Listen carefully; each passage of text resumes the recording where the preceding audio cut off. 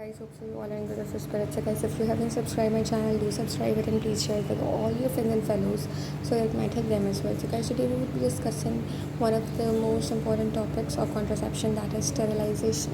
Now sterilization is basically a permanent method of contraception, right? And it is opted by older individuals who have completed their families. Now this sterilization procedure can be performed both in men and women, right? In females it is called tubal ligation, and males it is called vasectomy, right? First we'll discuss this procedure of sterilization. In females that is called tubal ligation. So in this procedure you basically prevent the egg from reaching sperm, right? And how do you do it? You basically cut, tie and cauterize. As you can see in this picture that she's cutting, tying and cauterizing the fallopian tubes.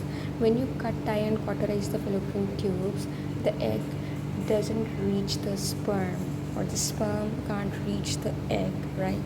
And in this way you can adopt a permanent method of contraception. The failure rate of this procedure is very less, about 0.8 to 3.7% just, right? And if I talk about the procedures, there are multiple procedures for tubal ligation, and most importantly laparoscopy is done, and the laparoscopic procedure is performed under general anesthesia, so that is why it is a bit difficult to weigh as compared to vasectomy performed in males, that is performed under the local anesthesia.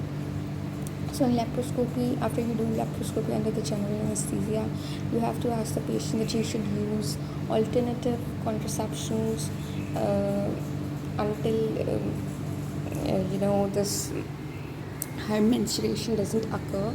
Until she menstruates once after this procedure, she has to use alternative contraception, right? Then the second method through which tubal ligation can be done, that is laparotomy, in which you mostly have to take a special consent for that, and mostly it is performed along with C-section, right? Then is hysteroscopy. Now hysteroscopy is performed in those individuals who are obese or who have had an other surgical procedure, right? So it is not performed under general anesthesia, it is performed in regular OPDs, in which the micro inserts are inserted within the uterus, okay, and they cause fibrosis there.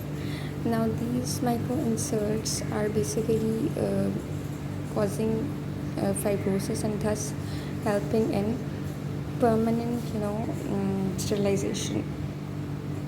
If I talk about hysteroscopy, yes, so that was all, and then I would like to discuss some of the disadvantages of tubal ligation. So it can cause post-tubal ligation syndrome, in which the patient may experience heavier periods, right?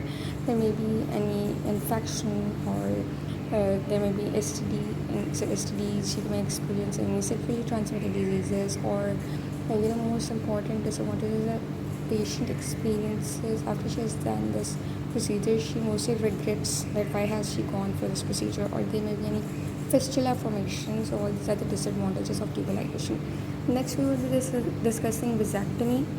It is performed in males, as I told you earlier. It is basically a faster and easier procedure as compared to tubal ligation in females, and it is mainly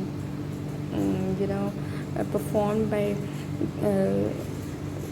giving a strutal incision under local anesthesia. After you have strutal incision, you have to basically cut the vas deferens tube. You have to ligate it so that the sperms do not ejaculate, right?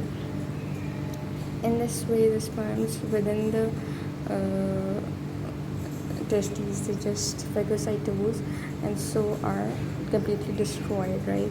And this method of vasectomy is basically way more easier as compared to females tubal ligation, but it doesn't show an immediate effect, right? You have to use alternative contraception until azoospermia, and up to 12 weeks you have to again monitor the sperm content, right? And you have to go for semen analysis at 12 weeks, right? So this was about vasectomy, and you can see it pretty obvious how they are performing this procedure. That sperms, there are sperms are produced within the testes, but they can't exit the body. Okay, they are deteriorated, they are phagocytosed within, and so you can say that the man is sterile, but because the testosterone is still produced, he retains his sex drive and his secondary sexual characteristics. So this was about vasectomy. Next, I will discuss some of the methods based on information. How can you provide contraception to the patient on the methods based on information by providing her information. Like you can tell her that using the withdrawal method, in which the patient has to do her post-coital intercourse. Okay, so that can help in contraception, or she can go for natural family planning or fertility awareness methods, in which she has to take classes on the menstrual cycles to calculate more fertile times. And then what happens that during those fertile times, calculated fertile times, she has to abstain from sex, right? In case of natural family planning. And if she goes a fertility awareness method, then she has to use barrier methods during her fertile times. And in abstinence, both the partners have to avoid intercourse. So this was all about contraception in detail. Hope you have understood. Thanks for watching.